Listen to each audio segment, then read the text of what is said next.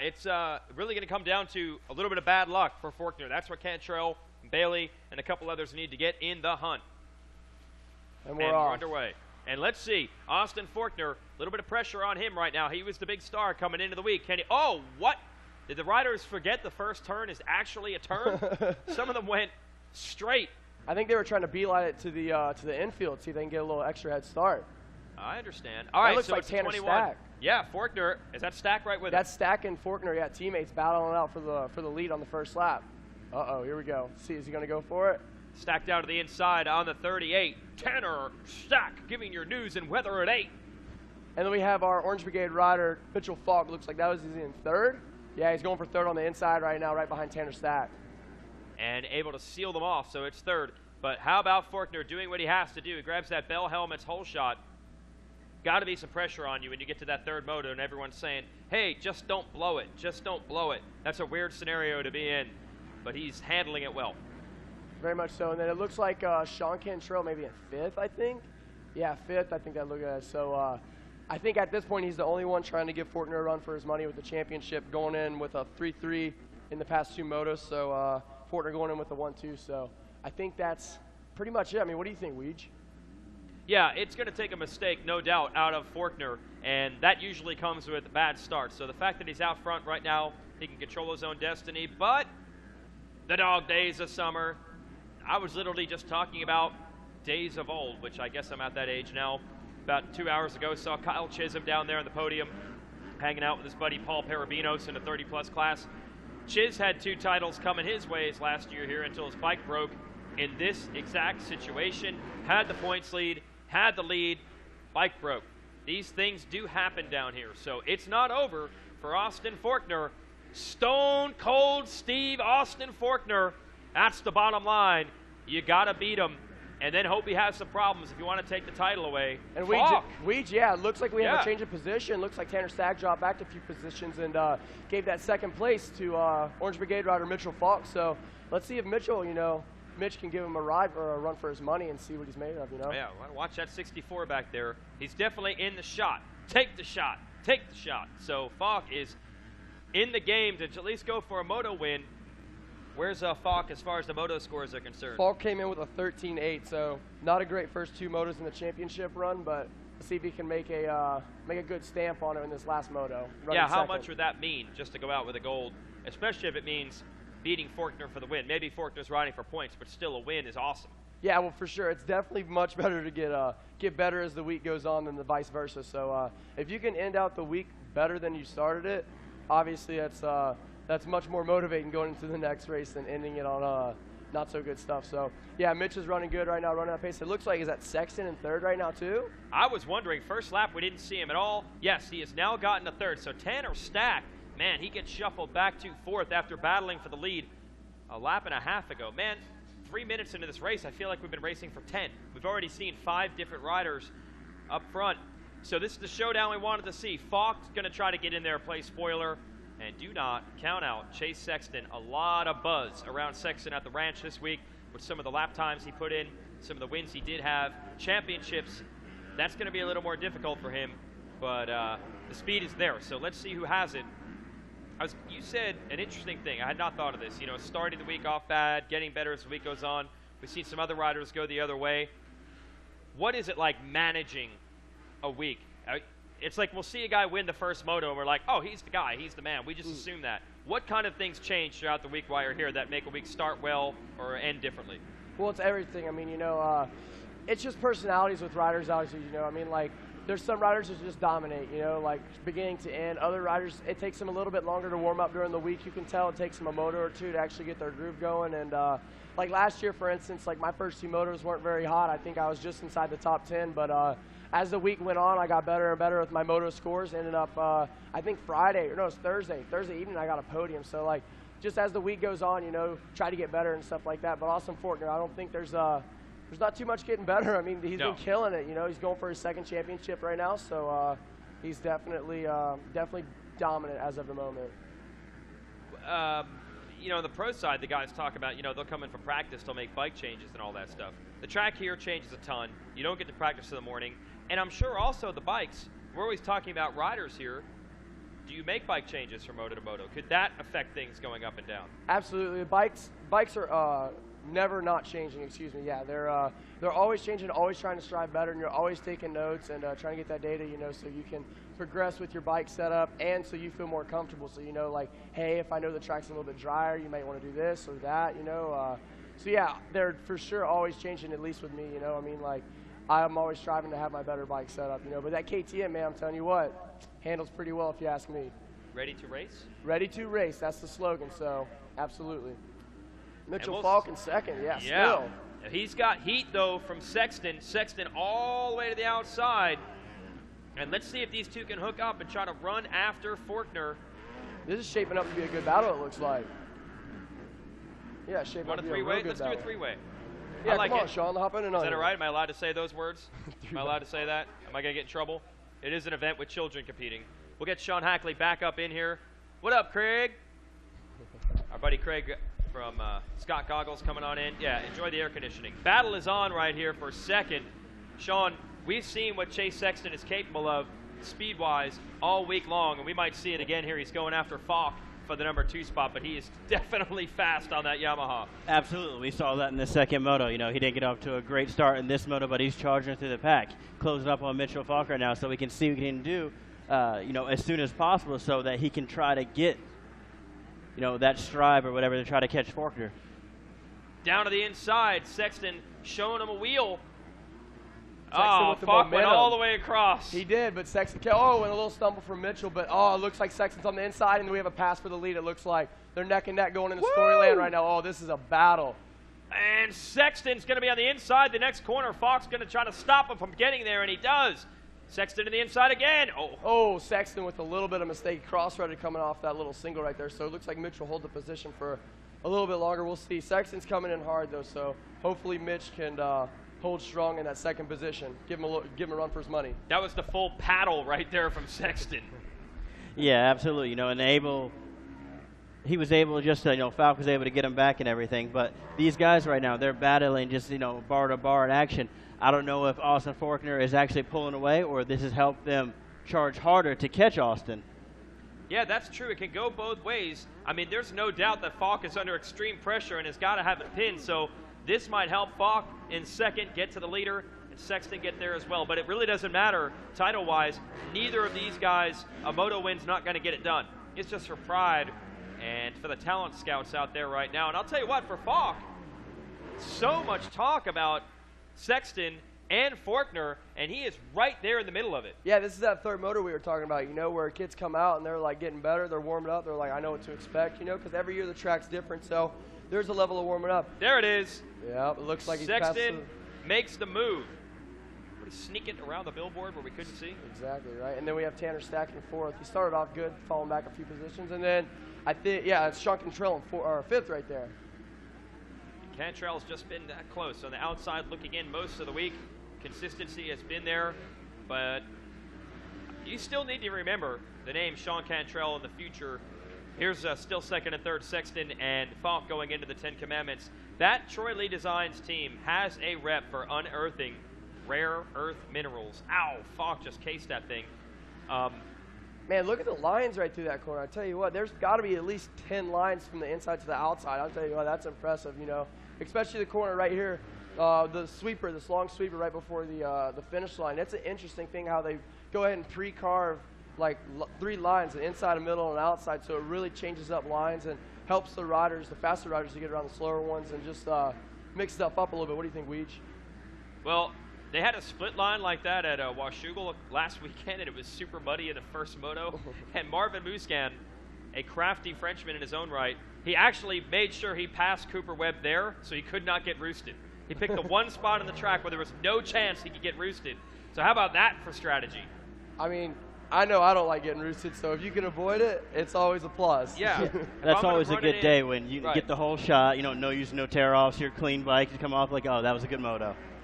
So these guys, I mean, Sexton probably took on a bunch from Falk, but can he get to the roost of Forkner? What are the lap times there, Sean Hackley? What are we seeing with Sexton in second now with a clear track? In the previous lap time, Austin Forkner's been running 155s, but now that Chase Sexton was able to get around Mitchell Falk, I want to see what he runs, and he runs at 157, so Him and Faulkner both runs 157. Faulkner was a little bit faster, so even though he was able to get around Mitchell Falk, he wasn't able to make up that much time. Faulkner's got it all dialed in now, trying to go out with exclamation point on it. I think we just saw the second and third place, Sexton and Falk go by, and then you probably see Tanner Stack. So here is Faulkner. It's going to be hard for the AMA and Kip Bigelow to decide. We're going to be handing out those big awards tonight in closing ceremonies. At the Horizon Award, which is going to the rider that plans to graduate to the pros. But last year they debuted a new award, which is basically the Amateur Rider Award that goes to a B rider. There's a chance that Faulkner is both. He is making it pretty clear that he's maybe the best B rider here, but could be pro before long also. So can a B rider get the Horizon Award? I don't think that's the plan, but I don't know if he goes and says, listen, I'll probably be pro in a year. Maybe he is eligible. I don't know how the rules work for that. There's certainly some capable A riders that could get the award as well, but there's going to be a lot of decision making going on with Faulkner. Will he be back here next year, or will he maybe go on that turn pro at the first Pro National next year program in May? This is going to be tough. Mitch Payton, everyone involved with the Pro Kawasaki team, going to have to run some data and figure this out. Got to be very interesting to see. Like, I'm not too sure. You know, obviously he looks great here. You know, I've seen him at the previous Nationals. He looks good as well. The graduating early, you know, I think the only rider that we know have done that is Ryan Dungey, and hey, it turned out well for him. We'll probably, I'm sure he'll race in the springtime, and that'll maybe give us a little more of an indication. No, Dungey's unique thing is that Dungey did not even race here in the B class. Dungey was racing pro at this point. He didn't even race B. And me and Sean were just talking Schoolboy to pro. Adam Cincerillo.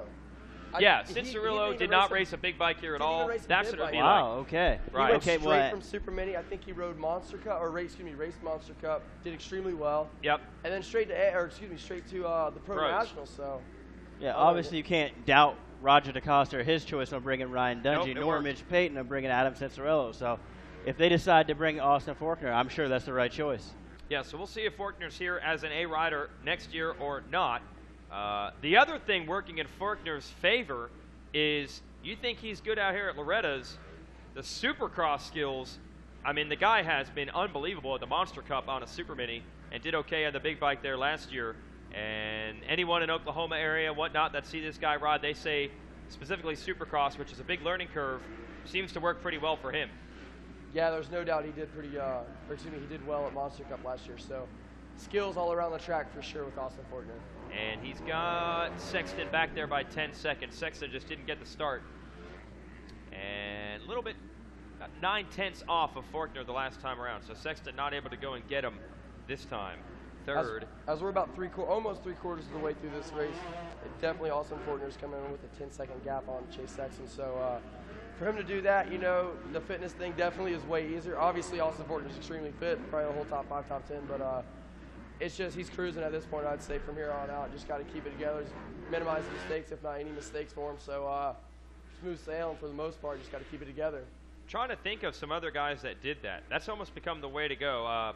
Tomac, I remember, was here in the B class, fastest lap times all week, killed everybody, probably would have won the A class as a B rider, never saw him race amateurs at Loretta's again, and then won at Hangtown in his pro first debut. pro race. Yeah, he went from winning the B class at Loretta's in August to winning a Pro National in May. But they had said, I have talked to Rick Ziegfelder about that. He said that they went to the Spring Nationals. That wasn't necessarily the plan for sure, but he was progressing so rapidly, they said waiting a whole year is probably going to slow down his progress. So they take it on a case-by-case basis. Barsha did the same thing, but I think they knew that with Barsha all along. I think they came to Loretta's that year and said, he's B, he's going pro straight from it. And then I think James Stewart, his deal in the B class was he basically was never a B rider. He like jumped right over that. No, I think, he went from Schoolboy straight to A class. It was too ridiculous to have him in the A class. Yeah, you know, right now as we're watching Austin Faulkner, I think that's the ride that he's putting on. You know, I think he's ready to move up. He's putting a stamp on this moto. You know, Chase Sexton was able to get one of the motos, but he's trying to let everybody know that, hey, I was the guy that beat here. You know, I didn't win all of my motos, but I'm going out on top. And I think it really comes down to just like a formula, you know? Like, I don't believe that there's a formula to become a successful pro motocrosser. So obviously you put in the work, but when it comes to those transitions going from A to B to pro, all that, it's been done every different way, multiple times. So I do believe that it comes down to the rider a lot, what they're capable of at the moment, in the future, you know? So I do believe everybody's different and everybody does their own thing. Like you said, like Adam Cianciarulo, Ryan Dungey, those guys, you know, like Cianciarulo had an incredible amateur career, probably one of the best, I'd say. And look at him now. Now he's a successful pro. You know, obviously he's dealing with a little bit of injury right now, but he's a very successful pro. Won some Supercrosses, you know, and he's going to come back. Then you guys have like Bill Poto. I think he won 1 championship here. One, and now he's in the all-time greats. So I think it can just go either way when it comes to motocross. You know, that's what makes it awesome. It's such a what's the word? Not inconsistent, but you can't call it variable. Variable. Yes, variable. Exactly. So you just gotta always understand the rider and what they're capable of and what they want to do. So it can go any way, I think. What do you think? A lot of that's on the teams. They got to know, because the downside, I mean, I'm sure everybody's pumped. If someone said, hey, you want to get paid a lot of money to race pro next year, I'm sure that'd be cool, right? Absolutely. And I'm sure if they'd said that to you and you were in the B class, Sean. But what the teams are got to be careful of is, what if it doesn't work out? What if you turn pro and you're getting beat to the ground when you could have been still at Loretta's one where you're winning, building confidence? So that's going to be very complicated for them to figure this situation out. And it'll probably be a while before we know for sure. But no doubt Forkner's got it dialed in right now, man. He has been not quite perfect, but darn close to it this week. 2 championships speaking volumes. He's done it on multiple size bikes down here. I think he did it in that kind of mid-range 85cc division with a lot of the ages all come together, and it's pretty stacked up. Did it on a Super Mini, and now doing it on a 250F.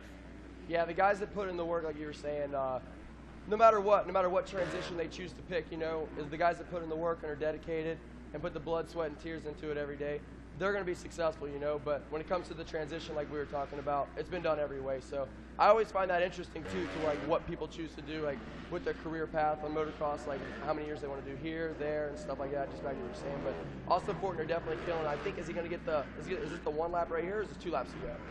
Should be 1 to go right here. We're headed toward this Rocky Mountain ATVMC finish line. And it's a glimpse of the white flag. Cruise control is set, I would say, Weege. What do you think, Sean? Oh, absolutely. You know, he opened up a big lead right now. He did all the hard work early in the race so that he can just enjoy these last 2 laps. I think that's just the biggest significance that you see is the 2-lap board.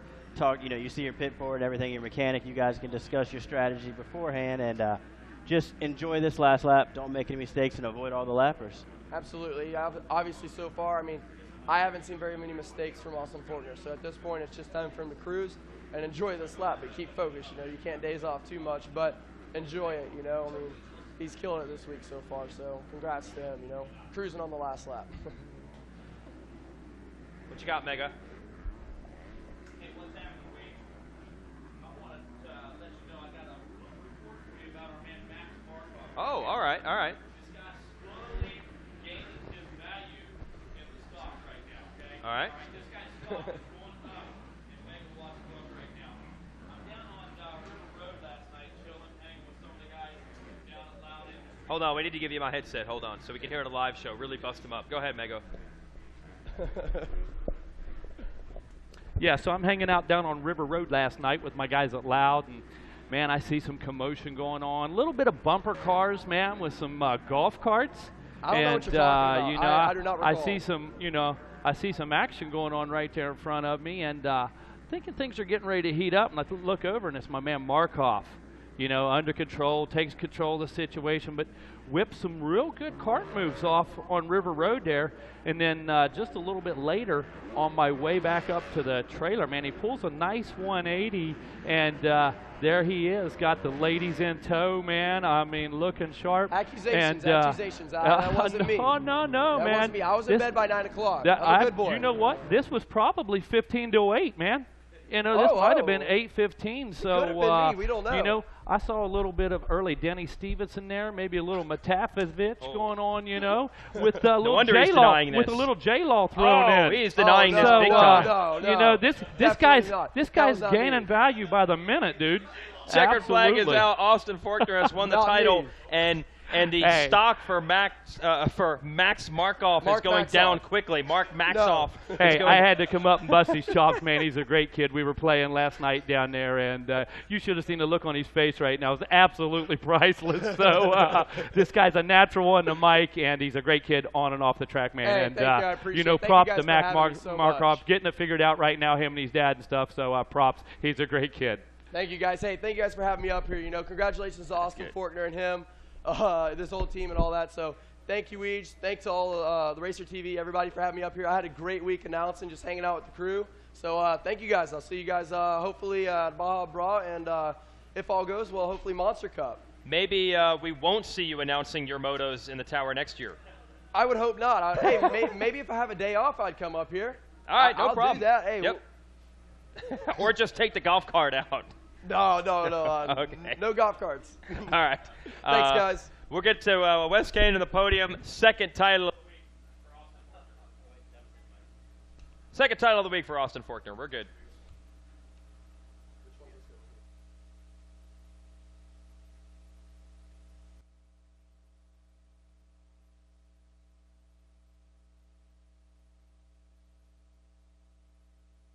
All right, down here on the podium, my third place finisher, come out of nowhere, Tanner Stack down here. We're going to get Stack up on the podium.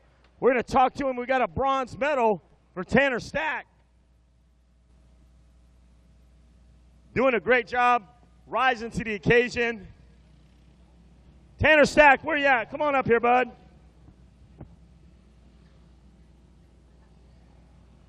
Congratulations, Tanner Stack.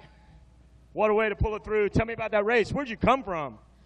Yeah, I was like second place on the start, and I was just wanting to get a top 3 and just hold my position. Me and Falk were going at it, and then Cantrell passed me, and him and Falk got together, so Cantrell went down. But, it's a great race. I was just wanting hopefully to get a podium for this week. That was my goal, so I guess I made it. You did it. You're just being humble all through the week. I kept checking in with you, and here you are. Who do you want to thank? My mom, my dad, the whole team crew, GPF, Roman, my physical trainer over at Moto E, Thor, Spy, Dunlop, Renthal, Monster Energy, JGR, they're helping me out a lot with the bikes. TCD, my suspension, it's been working really good, so shout out to him, and whoever forgot, thanks. Congratulations out there, Tanner Stack. Job well done. Congratulations. Up on the box, gets a bronze medal. Finishing second, Chase Sexton out there. I need the 86 ride of Chase Sexton up on the podium. Got the silver medal. Chase Sexton, congratulations. All right, guys, let's hear it for the 86 ride. Finishing second, he gets a silver. Chase Sexton. Congratulations, Chase. Tell me about your race. Yeah, I got a good jump off the start. I thought this was going to be my first good start of the week, and I got to the deep stuff, and I just got swallowed up, and yeah, I think I came out about 8th or so in the start, and just picked people off, and got by Falk, and just put my head down, and I needed 25 minutes in that moto, so yeah, it was good. Who would you like to thank? I'd like to thank Yamaha, Rock River, Dunlop, JMS, Alpine Star, Answer, Bell Helmets, Spy Goggles, Never Summer Industries, Pro Taper, and my trainer, Christian Craig and John Westling for helping me out so much, and can't thank them enough. Congratulations out there, hard charging. Give it up, Chase Sexton, second in moto number 3. And now, ladies and gentlemen, with the Bell Helmets Whole Shot Award and a gold medal with a moto win in Schoolboy 2, your Loretta Lynn's national champion, give it up, Austin Forkner. There is your gold medal. We're going to give you this right here. Hold that up. And there he is, your Bell Helmets Whole Shot Award winner, Austin Forkner. Congratulations on that. We'll take that, put that in front of the bike. Kid Bigelow comes in. Hold that up. Your Loretta Lynn's national champion, Austin Faulkner.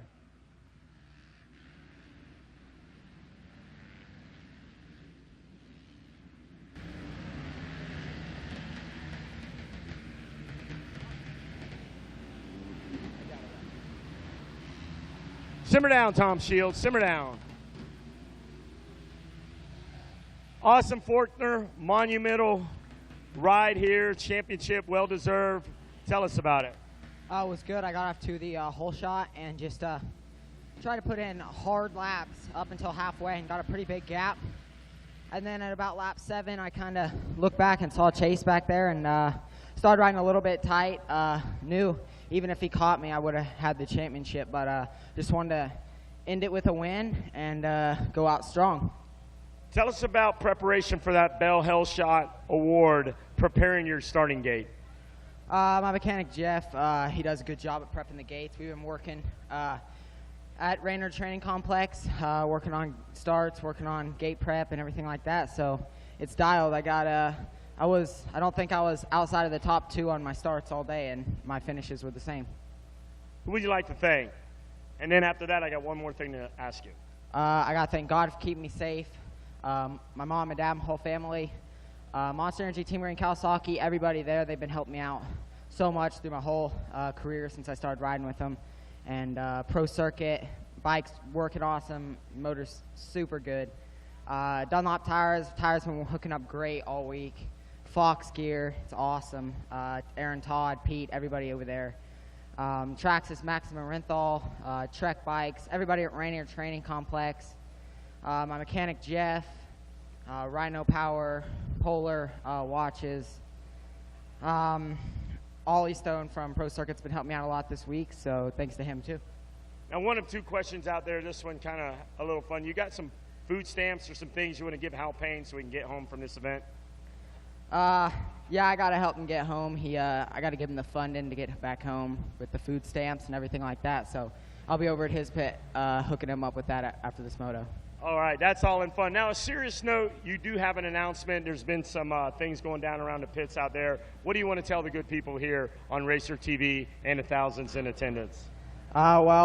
Just recently, actually, right before I came here, I ended up signing a 4-year deal with Monster Energy Pro Circuit Kawasaki, so I'll be with them for my Lights career. Well, there he is. Congratulations, Austin Faulkner, riding a ride that dreams were made of here down at Loretta Lynn's, putting an exclamation point on it, getting a Monster Energy Pro Circuit deal, 4 years in the making. Mom, Dad, you guys did good. Tom Shields, what a way to do it with the Fox crew. You guys are solid out there. And now back to the Skybox and RacerX TV. And remember, you heard that breaking news first right here on Racer TV. Oh, wow, we just announced it. Pro Circuit, Monster Energy, Pro Circuit Kawasaki, and Austin Faulkner. Look out, pros. Austin Faulkner's coming for you. Stick a Faulkner in you. You're done.